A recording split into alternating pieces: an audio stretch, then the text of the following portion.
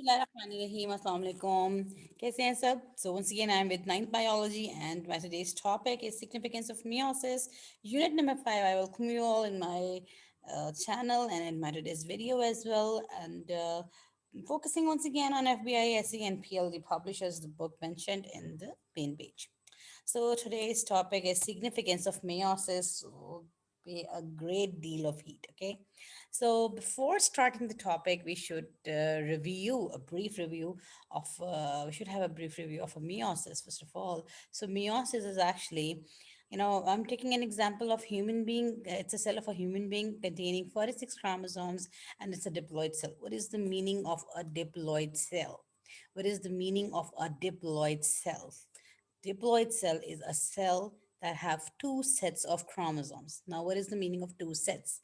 It means one set is from one parent and the other set is from the other parent. As we are diploid, it means we are the result of the sexual reproduction of two different mating types, means of two different parents. Got it? कोई भी diploid cell बनाने के लिए we are needing two parents. ठीक है, diploid cell तभी बनेगा one set of chromosome will be contributing one by one parent, the other will be contributing by the other parent. This is very important to note in meiosis. As far as if you want to go for meiosis, we need a diploid cell, and this diploid cell should be the result of another, should be the result of sexual reproduction. Okay, after meiosis 1, we know that in meiosis we have two types, two divisions, two times divisions. So one division is called as meiosis 1, the other division is called as meiosis 2. One division, meiosis 1, would result in the production of 23 cells. Very important to note, meiosis 1 is responsible for producing haploid cells, right? Anaphase 1, meiosis 1 is responsible for producing haploid cell, and among all the four phases, anaphase 1 is responsible basically for properly distributing the required set of chromosome to each pole and to each daughter cell. So 23 in the two diploid cells, which are, in the yellow colored cells are indicating you the result of meiosis 1. They are having 23 chromosomes. 23, by the way, they are 23 duplicated copies. ठीक है ना, हर chromosome के साथ अभी उसका chromatid attached है through centromere. So these are 23 duplicated copies. ठीक है, 23 डुप्लीकेटेड कॉपीज, आधी इसने रख ली हैं, आधी दूसरे सेल के पास चली गई, then both the cell will go for meiosis 2. That is why we have all four haploid cells in all are the result of meiosis, because two cells are the result of meiosis 1 and each is going to divide further, so four cells would be the result of the meiosis 2. 23. Now you know all meiosis 2 is actually same like that of mitosis, जिसमें क्या होता है कि equal number of chromosome will be distributing to both the daughter cells. तो वो उसके पास 23 duplicated copies थी, तो 23 में से आधी आधी उसने duplicated copies में से जब centromere से कट हुआ तो 23 इसमें चली गई एक में और 23 दूसरे में चली गई, और same is the case with this cell as well. So this is the overall meiosis which is responsible कि इसने देखो 46 से 23 बना दिए. ये एक डिप्लॉइड सेल है और ये एक गैमीट है. ठीक है ना. Now once again on the fusion of the gamete, this would be the how meiosis is important in maintaining the chromosome number. Okay, let's start with the significance. I'm hoping कि meiosis थोड़ा सा revise आपका हो गया. So he is August Weismann, right? He is a great scientist, but I believe so. He studied a lot of the things regarding the inheritance, regarding the meiosis, Sylvians. So meiosis तो आपको पता है Oswald हर्टविग ने discovered की थी, और उसने सारे फेजेस इसके बताए थे कि प्रोसीजर कैसे होता है. And Weismann basically described actually the significance of the reproduction, how we are able to cope with the ever changing environment, right? कैसे ये हो रहा है और कैसे आज तक मैं हूँ, मेरे सेल्स में, बॉडी के सेल्स में 46 क्रोमोसोम नंबर है, मेरे पेरेंट्स की बॉडी के सेल्स में 46 क्रोमोसोम नंबर थे, उनके पेरेंट्स के सेल्स की बॉडी में 46 क्रोमोसोम नंबर हैं, मेरे बच्चों के आगे 46 क्रोमोसोम्स नंबर हैं. और कैसे पता चल रहा है मुझे? हम तो चेक नहीं कर रहे क्रोमोसोम नंबर, कैसे पता चल रहा है कि हमारे आँख, नाक, कान, मुँह, दाँत हर जगह अपनी-अपनी उसी सेम एक सेम स्ट्रक्चर है हमारा सबका। It means we are following the natural rule. Nature ने अपने हाथ में रखा हुआ है ये मामला, हमें दिया ही नहीं, ठीक है ना? उसने कहा भाई हम खुद मैं खुद मैनेज कर लूँ, तुम लोग तो ख़राब करोगे। तो वो नेचर खुद डील कर रही है कि खुद ही वो डिप्लॉयड सेल्स बनाती है। डिप्लॉयड सेल्स में फिर मियोसिस करवाएगी, मियोसिस से गैमीट्स बनेंगे, फिर दो डिफरेंट गैमीट्स, दो डिफरेंट फ्यूजन, सेक्सुअल रिप्रोडक्शन हुई, सेक्सुअल रिप्रोडक्शन होगी, फिर दोबारा फ्यूज होंगे वो, and this would be the result in the development of the a new zygote, development of a new individual जिसका भी 46 क्रोमोसोम है। अगर इस नंबर में ज़रा भी आगे पीछे हुए ना तो गए, ये याद रखें। जैसे कि आपने एक सोसाइटी में, हमारी सोसाइटी में एक और सेक्स को देखा other than mails and females, को हम इंटरसेक्स या इंटरसेक्स कह देते हैं, उनके लिए एक प्रॉपर वर्ड है ख्वाजा सरा। वो उनसे उनका बिल्कुल भी कोई हाथ नहीं है जो वो ऐसे हैं। This is all what natural process is. They fail in, जहाँ जो भी उनका एग और स्पर्म जब मीटिंग हुई तो एग में हमेशा से कुछ ना कोई मसला रहा और वो एक क्रोमोसोम नंबर एक्स्ट्रा चला गया उसके अंदर, जिसकी वजह से उनका क्रोमोसोम नंबर 47 है। ठीक है, सिर्फ एक क्रोमोसोम नंबर चेंज हुआ और वो बंदा पूरा, उसकी पूरी लाइफ ही चेंज हो गई। ठीक है ना? This is how nature is, and it is very uncommon as well, है ना? ऐसा नहीं है कि हमें हर बंदा ही हमें इंटरसेक्स नजर आ रहा है, ऐसा कुछ भी नहीं है। सो this is how significance, meiosis is basically manage all the things. So, I'm going to discuss two main points about the significance of meiosis. One of them is maintenance of the chromosome number in the next generation and the production of variations in the next generation. तो ये दो बातें हम आज करेंगे।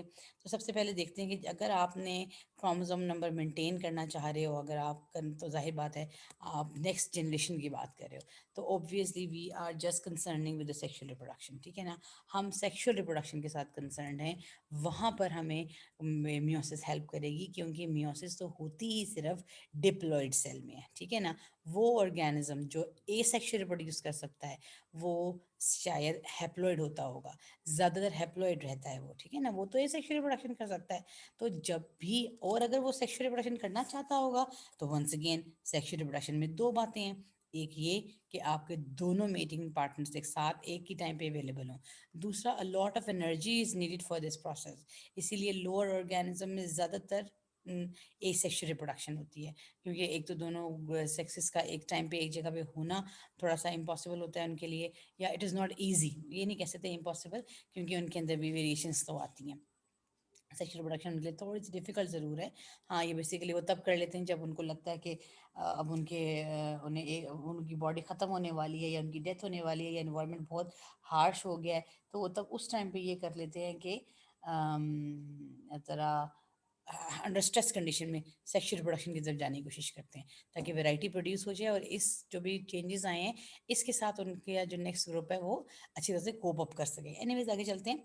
It is essential for sexual reproduction, तो ये तो अब समझ आ गया, अगर सेक्शुअल रिप्रोडक्शन करनी है तो मियोसिस तो होगी ही होगी, और अगर मियोसिस होगी तो सेक्शुअल रिप्रोडक्शन कर रहे हैं आप, इसलिए मियोसिस हो रही है। ठीक है ना? अब एक चीज़ पहले डिस्कस करते हैं। बॉडी में हमारे दो तरह के सेल्स हैं, ये मैंने मियोसिस में भी डिस्कस किया था। बॉडी में हमारे दो तरह के सेल्स हैं, germ line cells and sex cells. ठीक है, sorry, germ line cells and somatic sales.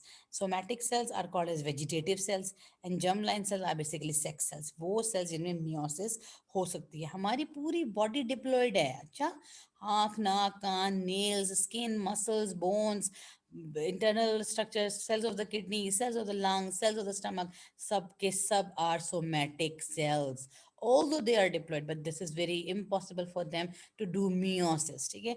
Meiosis just will happen in the cells of the testes in case of males and in ovaries in case of females.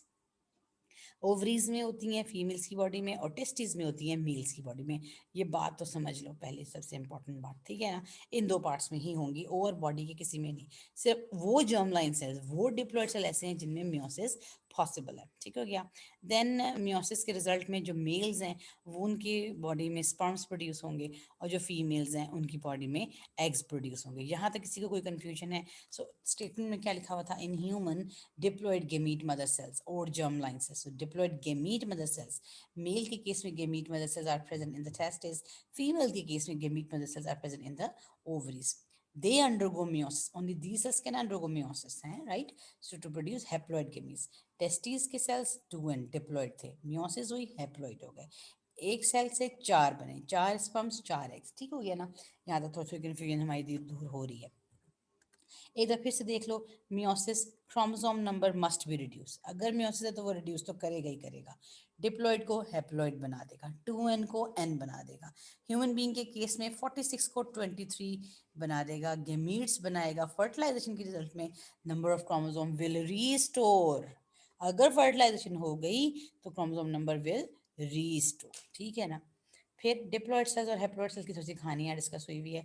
Diploid का मतलब होगा दो sets हैं, ठीक है, two sets of chromosomes हैं, one from mom's egg, the other from the dad's sperm, right? And these cells are somatic cells. And as far as haploid cells are concerned, only one copy of each chromosome, and these are gametes. In case of females, these are eggs, and in case of males, they are sperms. I'm hoping कि यहाँ तक हमें haploid और diploid तो clear हो गया properly, ठीक है ना।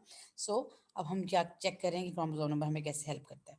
Now look at this box, meiosis in males, meiosis in females। ये मैंने अभी पिछली स्लाइड में भी आपको बताया था कि meiosis हुई मेल्स में टेस्टिस में, meiosis हुई फीमेल्स में ओवरीज में। स्पर्म्स बन गए, एग्स बन गए, यहाँ तक सब मेरे साथ हैं। स्पर्म्स और एग्स की प्रोडक्शन हो गई। अब इन दोनों की हुई फ्यूजन, ठीक है ना। स्पर्म्स भी 40 अगर ह्यूमन बींग तो 23 हैं, और एग्स भी अगर ह्यूमन बींग के हैं तो 23 हैं। 23 मिले, जाइगोट बन गया। जाइगोट जो है वो 2n सेल है। फिर इसी सेल जाइगोट की पहला सेल हमारा जाइगोट, जाइगोट की हुई फिर माइटोसिस, और माइटोसिस से पूरा ह्यूमन बीइंग फॉर्म हो गया जो कि डिप्लॉइड है। क्यों? क्योंकि जाइगोट डिप्लॉइड था, 2n था, और उसके बाद तो माइटोसिस हुई। और हम जानते हैं माइटोसिस में chromosome number remains the same as that present in the parent cell. तो जाइगोट का जो भी क्रोमोसोम नंबर था वो ह्यूमन बीइंग के हर सेल का क्रोमोसोम नंबर है। Male and female gametes unite to form diploid zygote which undergo repeated mitosis and develop into a new diploid human. This is the actual कहानी, जो कि meiosis को हमारे लिए इम्पोर्टेंट बनाती है। मैंने आपको बताया कि हम जनरेशन से देख रहे हैं, सब ह्यूमन बींग्स एक जैसे हैं, ठीक है ना। हाँ, वेरिएशंस आई है, वो देखेंगे वेरिएशंस कैसे आई, थोड़ी देर में देखेंगे। लेकिन अभी फिलहाल हमने ये देख लिया कि क्रोमोसोम नंबर हमारा चेंज नहीं हुआ। नेचर ने इतनी खूबसूरती से इसको अपने कंट्रोल में रखा हुआ है कि कभी भी ये चेंज नहीं हुआ। अच्छा, सो फिर हैप्लॉइड फंजाई प्रोटोजोन्स की बात करते हैं। तो ये जितने भी लोअर ऑर्गेनिज्म है ना बेचारे, किंगडम फंजाई वाला सारा ग्रुप और प्रोटोजोन्स वाला सारा ग्रुप, प्रोटिस्टा के जो मेंबर्स हैं, ये बेचारे सारे मुश्किल से अपनी लाइफ गुजार रहे हैं। कॉम्प्लेक्सिटी इनकी बड़ी कम है, और ज़्यादातर एसेक्सुअल लाइफ के थ्रू ना ये करते हैं, रिप्रोडक्शन करते हैं। सेक्सुअल भी करेंगे, ये नहीं है कि नहीं करेंगे, क्योंकि उनको भी तो वैरायटी चाहिए ना। Ever changing environment they too are facing, right. So for most fungi reproduce asexually by spores, तो सेक्सुअली भी वो बाय स्पोर्स ही करते हैं। Asexual reproduction is most common method, मगर most common method is asexual, ठीक है। Produces genetically identical organism. एसेक्सुअल से फायदा क्या होता है? अब तुम्हारे पास ना जो ब्रेड के ऊपर तुम्हें कभी फफूंदी लिखी लगी हुई तुम्हें मिली, या तुमने माल्टे पे लगी हुई देख ली, या तुमने लेमन पे देखी होगी, लेमन पे अक्सर वो ब्लूइश सी और बॉर्डर उसका वाइट सा लग जाता है ना, ये फफूंदी होती है या फंगस कहते हैं। इस फंगस को वहां से उतारो, उसको टुकड़े टुकड़े टुकड़े टुकड़े कर दो, टुकड़े टुकड़े करके मुख्तलिफ जगह मुख्तलिफ लेमन्स रख लो, लेमन्स पे हरे पे थोड़ा थोड़ा थोड़ा थोड़ा पीस डाल दो। तो अब क्या होगा? तो आपने तो उसको दो सेक्सेस प्रोवाइड नहीं किए, एक ही ऑर्गेनिज्म प्रोवाइड किया, हर लेमन पे फंगस लग जाएगी। This is how they grow asexually, ठीक है ना। और एक एसेक्सुअली से इतने ढेर सारे सेल्स बन जाते हैं, ठीक है ना। सो this is very important about fungi, because they mostly they reproduce through asexual production, ठीक है ना। और वो रहते भी हैप्लॉइड हैं। हाँ, जहाँ सेक्सुअल प्रोडक्शन करनी होती है उनका मीटिंग पार्टनर वहीं उनके पास ही होना चाहिए। इसका मतलब वो दोनों फ्यूज करेंगे, थोड़ी देर के लिए डिप्लॉयड होंगे, और डिप्लॉयड होंगे तो फिर मियोसिस होगी पहले, और फिर मियोसिस के बाद दोबारा से उनके स्पोर्स बनेंगे, जिसमें चेंजेस आ चुके होंगे जो पहले से बेहतर होंगे, जो क्रॉसिंग ओवर को फेस कर चुके होंगे।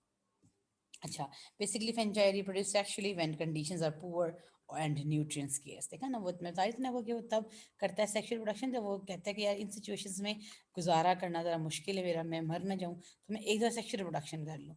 तो अगर तो वेटिंग पार्टनर अवेलेबल हो तो वो करने की कोशिश करता है। अच्छा, फिर हाँ, ये देख लो एक दफ़ा, ये इसका एसेक्सुअल फेज़ है, ये इसका सेक्सुअल फेज़ है। फॉर एग्जांपल वही ब्रेड का पीस हम दिमाग में ले आते हैं, वो ब्रेड के पीस पे वो एक साइड पे, अब मैं बताती हूँ एसेक्सुअल कैसे करता है। आप आम अपनी ब्रेड, जो रोटी का पीस होता है, ब्रेड रोटी जो बच जाती है, हम खाना खाते हैं, तो बच गई थोड़ी सी रोटी, आप उसको हल्का सा वेट कर लो, ठीक है ना, सारी साइडें पानी लगा दो, गीला नहीं करना उसको, बस हल्का हल्का सा, बस नम नम सा करना है। नम सा किया, एक शॉपिंग बैग में डाल दो, शॉपिंग बैग में डाल के उसको टाइटली गिरा लगा दो, गिरा लगा के आप उसको अपने किसी आटे के डब्बे के पीछे, आई मीन ज़रा ऐसी जगह पे ज़रा ज़रा लाइट कम पड़े उस पर, और वो थोड़ा इंटरफेरेंस भी कम हो ना, ऐसी जगह पे डाल दिया।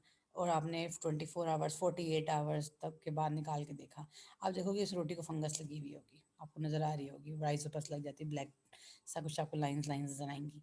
वो बेसिकली क्या है, आपने तो नहीं डाली अंदर, है ना, क्यों, वो क्या है, ये एसेक्सुअल रिप्रोडक्शन है, ठीक है, वो एसेक्सुअली बस खाना उसको अवेलेबल हुआ, उसने रिप्रोडक्शन शुरू कर दी, आपने तो अंदर फंगस डाली भी नहीं थी, इस हवा में मौजूद है, ठीक है ना, सो स्पोर्स यहाँ एयर में आम मौजूद हैं, तो वो इतने ज़्यादा स्पोर्स प्रोड्यूस करते हैं फंगस, वो नॉर्मली एसेक्सुअली ही रिप्रोड्यूस कर रहे होते हैं, लेकिन सेक्सुअल रिप्रोडक्शन भी उनके लिए ज़रूरी है, क्योंकि म्योसिस तो फिर उनके लिए भी ज़रूरी है ना, उन्होंने भी तो वैरायटी प्रोड्यूस करनी है, उन्होंने भी मोस्ट एवर चेंजिंग इन्वायरमेंट के साथ फेस करना है। सो ये उनका सेक्सुअल फेज है, इसकी आपको ज़रूरत नहीं है, बस आपको अगर बात समझ आ गई है तो। Then plants, maintenance of the chromosome number in the next generation. अब प्लांट्स में ये मामला बड़ी खूबसूरती से सेटल हुआ। Plants life cycle show alternation of generation, ये बात बहुत ध्यान से सुनो, ऑल्टरनेशन ऑफ जनरेशन, किताब में एक दो लाइनें लिखी हुई हैं, लेकिन समझ लोगे तो वो लाइनें याद करना आसान हो जाएगा। ऑल्टरनेशन ऑफ जनरेशन मतलब एक दफ़ा एक जनरेशन, दूसरी दफ़ा दूसरी जनरेशन, ऑल्टरनेट कर रहे हैं, वन जनरेशन से टू, फिर वन, फिर टू, फिर वन, फिर टू, ठीक है ना, ऑल्टरनेट कर रहे हैं। तो दो जनरेशन है, दोनों के नाम क्या क्या हैं, एक का नाम है स्पोरोफाइट जनरेशन, एक का नाम है गेमीटोफाइट जनरेशन। अब यहाँ देखो, ये इसकी स्पोरोफाइट जनरेशन है, स्पोरोफाइट जनरेशन के साथ लिखा हुआ है टू मैन, यानी कि स्पोरोफाइट जनरेशन डिप्लॉयड है, स्पोरोफाइट जनरेशन डिप्लॉयड है, स्पोरोफाइट जनरेशन स्पोर्स प्रोड्यूसिंग है। स्पोरोफाइट जनरेशन का नाम स्पोरोफाइट क्यों है, क्योंकि वो स्पोर्स प्रोड्यूस कर रही है। कैसे स्पोर्स प्रोड्यूस, डिप्लॉयड है तो म्योसिस करेगी, ये तो म्योसिस हुई, इसका वो सेल निकला, हमने लिया है जिसमें म्योसिस पॉसिबल थी, हर सेल में तो म्योसिस पॉसिबल नहीं होती ना, आपको पता ही है। फिर म्योसिस के रिजल्ट में चार बने, आप देखो चारों डिफरेंट है। This is the beauty of meiosis, all four cells are different from each other, all four spores। अच्छा, अब ये वाला स्पोर कहीं गिरा, इसने मेल गेमीटोफाइट, सपोज करते हैं मेल गेमीटोफाइट डेवलप कर दी, ये वाला कहीं गिरा, इसने फीमेल गेमीटोफाइट डेवलप कर दी, ठीक है। अब प्लांट्स ने क्या किया, ये बात असल में तब की है जब दुनिया में पौधे थे ही नहीं ना। अब आपने देखा दुनिया भरी हुई है पौधों से, ऐसा कैसे हुआ, ऐसा इसलिए हुआ कि ये जो इसने मिलियंस ऑफ स्पोर्स प्रोड्यूस किए ना, इन मिलियंस ऑफ स्पोर्स में से 500,000 जो है वो मेल है और 500,000 जो है वो फीमेल्स हैं। अब ये होमोस्पोरस है, हाँ, आप मेल और फीमेल को डिफ्रेंशिएट नहीं कर सकते, खैर अभी हम आगे जाते हैं, अभी हम इससे समझ रहे हैं कॉन्सेप्ट क्या है। तो स्पोर्स जो हैं वो जहाँ अब मिलियंस जब निकले हैं और सब वैरायटी के निकले हैं, तो कोई कहीं गिरा कोई कहीं गिरा, जहाँ भी गिरा वहाँ नया पौधा लग गया, ठीक है ना। आपको समझ में आ रहा है ना, नंबर ऑफ प्लांट्स बढ़ाना था अल्लाह ने, तो उनको ये वाली जनरेशन दे दी थी पहले। सो अभी भी खैर में यही है, अब वो नंबर ऑफ प्लांट्स अपने उन्होंने बहुत बढ़ा लिया। जब मेल गेमीटोफाइट लग गए, फीमेल गेमीटोफाइट लगे, फिर मेल गेमीटोफाइट, इसका नाम गेमीटोफाइट क्यों है, अब ये पूरी बॉडी हैप्लॉइड है, क्योंकि ये तो स्पोर्ट से बनी है, स्पोर्ट तो हैप्लॉइड था, तो इसकी तो पूरी बॉडी हैप्लॉइड है, ये प्रोड्यूस करेगी गेमीट। मेल वाला गेमीट मेल गेमीट बनाएगा, फीमेल वाला फीमेल गेमीट बनाएगी, female gamete egg, male gamete sperm या पोलन। अब ये दोनों फ्यूज करेंगे, फर्टिलाइजेशन होगी, जाइगोट बनेगी। ये पहला सेल है स्पोरोफाइट जनरेशन का, इसको एक और तरह से डिस्कस करते हैं। अच्छा, देखो स्पोरोफाइट जनरेशन, ठीक है, जो पौधा तुम्हें बाहर खड़ा हुआ नजर आता है ना, बेसिकली वो स्पोरोफाइट जनरेशन है।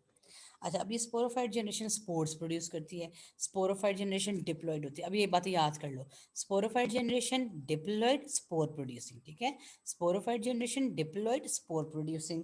स्पोर्स कैसे बनते हैं, म्योसिस से बनते हैं, ये बात हमें क्लियर हो गई है। स्पोर्स कैसे बनते हैं, म्योसिस से बनते हैं। अब स्पोर्स कहीं गए, गिरे, फॉल कर गए, मेल मेल वाले स्पोर्स मेल गेमीटोफाइट जनरेशन बना देंगे, फीमेल स्पोर्स जो है वो फीमेल गेमीटोफाइट जनरेशन बना देंगे। यहाँ तक मेरे साथ हो, फीमेल गेमीटोफाइट जनरेशन बन गई। फीमेल गेमीटोफाइट जनरेशन, सॉरी, जो मेल गेमीटोफाइट जनरेशन है उसने मेल गेमीट बना दिया, कैसे, माइटोसिस से, ठीक है ना। माइटोसिस से उसने मेल गैमीट बना दिया, क्योंकि उसके तो सारे ही सेल्स माइट हैप्लोइड थे, वो बना ही स्पोर से था, तो वो तो पूरी बॉडी थी ही हैप्लोइड। तो अब माइटोसिस ही, मगर उसके कुछ सेल्स हैं वो माइटोसिस करके गैमीट बना सकते हैं। जैसे स्पोरफाइट में सारी बॉडी तो नहीं ना बनाती स्पोर, सिर्फ कुछ स्पेशल सेल्स हैं, तो यहाँ पे भी कुछ स्पेशल सेल्स हैं जो गैमीट बनाते हैं। फीमेल की बॉडी में भी फीमेल गैमीट बन गई थ्रू माइटोसिस। यहाँ तक सबको बात क्लियर हो गई है। मतलब स्पोर कहीं गिरा, स्पोर तो एक ही सेल था, मच्योर हुआ, बड़ी प्लांट बॉडी बन गई, मेल ने मेल गेमीट बना दी, फीमेल ने फीमेल गेमीट बना दी। अब ये फीमेल और फीमेल गेमीट दोनों फ्यूज हो जाएंगे, ठीक है ना। इस फ्यूजन का क्या नाम होता है? फर्टिलाइजेशन। फर्टिलाइजेशन के रिजल्ट में बनेगा जाइगोट। जाइगोट जो पहला डिप्लॉइड सेल है स्पोरोफाइट जनरेशन का, पहला डिप्लॉइड सेल है जो स्पोरोफाइट जनरेशन का है। फिर ये जाइगोट वापस स्पोरोफाइट जनरेशन में डेवलप होगा। जाइगोट तो एक ही सेल है, ये कहीं फॉल करेगा और वहीं नया पौधा निकल आएगा। नया पौधा बड़ा होगा, मैच्योर होगा, फिर जब स्पोरोफाइट जनरेशन डेवलप हो जाएगी तो उसके वो सेल्स जहाँ स्पोर्स बनने हैं वो डेवलप करेंगे, फिर दोबारा मियोसिस होगी और स्पोर्स बनेंगे। कोई कन्फ्यूजन होनी तो नहीं चाहिए। ये वाली डायग्राम अपनी कॉपीज पे, बुक्स पे ड्रॉ कर लेना, तो it would be more easy. So maintenance of the chromosome number, plant life cycle show alternation of generations. The cells of diploid sporophyte generation undergo meiosis to produce haploid spores. The haploid spores grow into haploid gametophyte generation. कोई confusion? So होनी नहीं है, नहीं confusion, ठीक है ना। ये sporophyte generation है, ये meiosis के थ्रू, मियोसिस के थ्रू स्पोर्स बनाएगी, स्पोर्स बनाएगी तो गेमेटोफाइट जनरेशन बना देगी। कुछ मेल में डेवलप ग्रो करेंगे, कुछ फीमेल में। फर्टिलाइजेशन पे वंस अगेन जाइगोट बन जाएगा, ठीक है। Gametophyte generation produces haploid gametes through mitosis. Gametes combine to produce diploid zygote, and then zygote undergo repeated mitosis to become diploid sporophyte. ठीक हो गया, जो उस डायग्राम में भी बना हुआ था। सो वही रिपीट हो गया टेक्स्ट के थ्रू। वंस अगेन इस डायग्राम को देख लो, एक बार फिर रिपीट कर देती हूँ। स्पोरोफाइट जनरेशन डिप्लॉयड है, स्पोर प्रोड्यूसिंग है, मियोसिस के थ्रू स्पोर्स बने और ये सारे स्पोर्स माइटोसिस हुई और गेमिटोफाइट जनरेशन बन गए। गेमिटोफाइट जनरेशन दो तरह की चाहिए आपको, मेल और फीमेल। मेल वाली दे रही है मेल गेमिटोफाइट, फीमेल वाली दे रही है फीमेल गेमिटोफाइट, और दोनों की फ्यूजन से जाइगोट बना। जाइगोट की हुई माइटोसिस और एक बड़ी बॉडी डेवलप हो गई जो जिसका हर सेल डिप्लॉयड था, ठीक है। यहाँ तक मेरे साथ हैं आप सब। So that is how meiosis is responsible for maintain the chromosome number. Now let's discuss the next point. Production of variations in the next generations. Next generation में वेरिएशंस कैसे प्रोड्यूस की जाएं, ठीक है ना। अब आपने देखा, आप चार बहन भाई हो फॉर एग्जांपल, या पांच बहन भाई हो, या तीन बहन भाई हो, सो या छह बहन भाई हो, ठीक है ना। मेरी एक स्टूडेंट है, वो 11 बहन भाई हैं, और वो 11 के 11 में काफ़ी बातें सिमिलर हैं, मगर अब सब एक दूसरे से डिफरेंट भी हैं, ठीक है ना। सो यही वाला मामला है। आप सब भी चार, फॉर एग्जांपल चार बहन भाई हो, तो आप सब की कुछ बातें आपकी पेरेंट अम्मी से मैच करती हैं, कुछ बातें आपके अब्बू से मैच करती हैं, पर कुछ बातें आपकी अपने आप से मैच करती हैं, बिल्कुल unique to you. They are unique to you, ठीक है ना। This is called as the production of variations. ये वेरिएशंस क्यों बन रही हैं? आप कहते हो आजकल के बच्चे बहुत तेज़ हैं, बहुत विटी हैं, हम तो ऐसे नहीं थे, हमें तो पता ही नहीं था। क्या हो रहा है कि जीन्स चेंज हो रही हैं क्रॉसिंग ओवर के रिजल्ट में, वो they are becoming more advance, they are becoming more adaptive to their ever changing environment. वो बदल रहे हैं अपने इन्वायरमेंट से, अपने इन्वायरमेंट को अडेप्ट करने के लिए। हमारे वक्तों में वो हमें उतना शार्प होने की ज़रूरत नहीं थी, पर उनके वक्तों में उनको शार्प होने की ज़रूरत है, क्योंकि साइंस ने कहाँ से कहाँ पहुँच गई है। सो उनका माइंड भी तो अल्लाह ने बढ़ाना है ना, फिर उन सब चीज़ों को अंडरस्टैंड करने के लिए। तो इसलिए वो थोड़े, हमें लगता है कि शायद ज़्यादा तेज़ है। फिर अभी देखो कुछ चेंजेस है, कुछ एग्जांपल्स हैं, बहुत पसंद आई मुझे ये वीडियो स्पीक की, जिसके सामने से ज़रा ये शार्प सा कट लगा हुआ होता है बालों में, ये वीडियो स्पीक कहलाता है। इस बंदे की वीडियो स्पीक नहीं है। फिर एक और कैरेक्टर है टंग रोलिंग, ये इसकी रोल नहीं हो रही, इसकी रोल हो पा रही है। फिर कोई यूं थंब रखता है, कोई यूं थंब रखता है।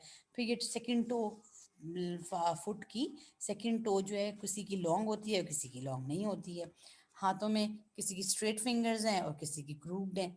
फिर ईयर लोब अटैच्ड हैं या फ्री हैं, दोनों बातें हो सकती हैं। दांतों में कोई क्लोज क्लोज क्लोज प्रेजेंट है और किसी के दांतों में डिफरेंट डिस्टेंसेस हैं। So these are all the variations and these are the result of sexual reproduction, meiosis, crossing over. सब कुछ इसकी वजह से हुआ। Chromosome pair of each parent undergo crossing over. Gametes have genetic variations. हम ये देखेंगे अभी। ये देखें, अब ये डॉगीज देखें किस कदर डिफरेंट डॉगीज हैं। ये इतने किस्म के डॉगीज कहाँ से आ गए? हमेशा से इतनी डॉगीज नहीं थी, ठीक है ना।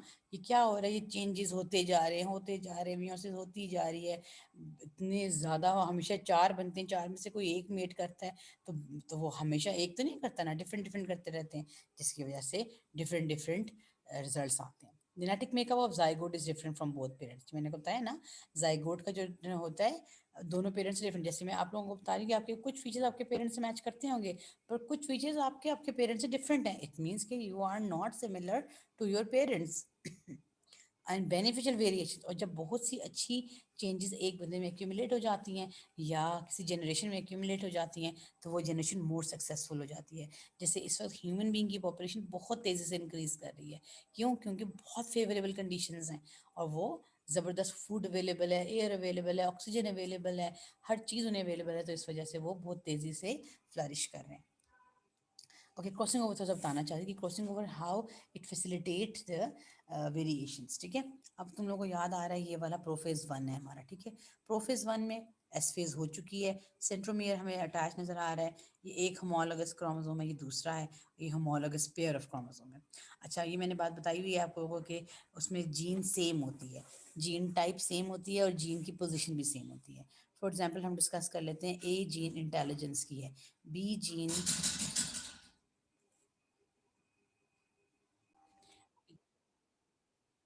ओके, यहाँ मैं आपको बता रही थी कि A gene is for intelligence, B gene is for eye colour, C gene is for hair colour, ठीक है ना। या आई का क्या करें, इंटेलिजेंस हो गई, हाइट कर लेते, सी इज फॉर हाइट, ठीक है। अब ए में ये देखो कॉपी हुई, तो वही A capital B capital C, red पे small A small B small C. अब ए जीन हमने ली थी इंटेलिजेंस की, बी जीन हमने ली थी आई कलर, और सी जीन हमने ली थी हाइट की, ठीक है ना। अब ये जीन सेम है, लेकिन टाइप, यानी कि ये वाली A capital A is for high intelligence, small A low intelligence, capital B blue coloured eye, small B brown coloured eyes, और capital C short heighted and small C long heighted, यूं कर लेते हैं, ठीक है ना। अब है कैरेक्टर सेम है, मगर दोनों में थोड़ा थोड़ा डिफरेंट है। अब क्या हुआ, दोनों के डिफरेंट से क्या हुआ, ये क्रॉसिंग ओवर हुई। क्रॉसिंग ओवर पे क्या हुआ, ये रिजल्ट्स पे आप देखो, इसमें तो कोई चेंजेस नहीं आए, ए बी सी। ये वाला जब किसी पेरेंट किसी कम्युनिटी में जाता है, और जब इसकी मीटिंग होती है, तो हम कहते हैं ये he is more like her mother, या he is more like her father, ठीक है ना। इसी तरह ये वाला भी जाता है, तो ये अगर मदर का है, तो ही और she is more like her mother, ठीक है ना। और अगर ये इसी तरह फादर का है, तो ही और she is more like her father, ठीक है ना।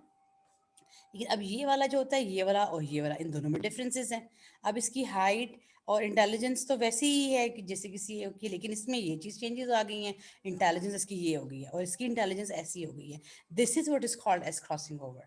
अब इस वाली एग्जाम्पल में देखो, सिर्फ एक जीन का एक्सचेंज हुआ है, ठीक है, but in reality gene to gene they get exchanged, बहुत ज़्यादा एक्सचेंजेस होते हैं।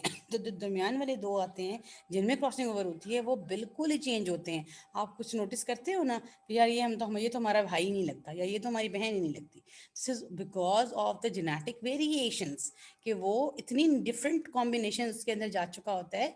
और आप देखो किसी ने कुछ नहीं किया, वही नॉर्मल जीन्स ही हैं, मगर उसी की जो कॉम्बिनेशन अल्लाह ताला ने ऐसे चेंजेस कर दी कि मियोसिस के रिजल्ट्स की वजह से इतने ज़्यादा डिफरेंट चेंजेस बन गए। ओके, different changes उसके अंदर प्रोड्यूस हो गए। So this is how variations are produce in the next generation, and they are more adaptive to the ever changing environment, ठीक है ना। आज के बच्चे जो हमें इतने डिफरेंट लग रहे हैं, this is all because of the sexual reproduction, crossing over, meiosis, right. So let's recap once again. So we have discussed 2 points: maintenance of the chromosome number in the next generation and the production of the variations in the next generations. And I have discussed them in a way that it would be easy for you to understand. I'm hoping कि आपको समझ आ गई है कुछ ना कुछ. All the best from my side. All the best for your exams. All the best for your ahead year.